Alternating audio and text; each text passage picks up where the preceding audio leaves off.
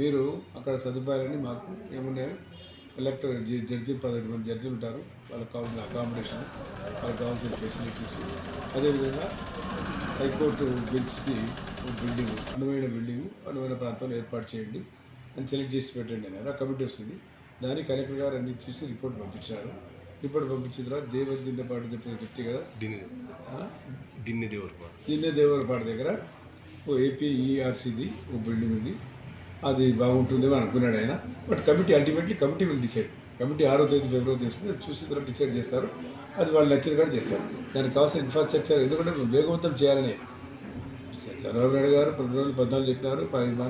మళ్ళీ ఇప్పుడు దాన్ని ప్రాసెస్ వచ్చేసింది. అసెంబ్లీ బిల్ కూడా పాస్ అయిపోయింది, కౌన్సిల్ కూడా పాస్ అయిపోయింది.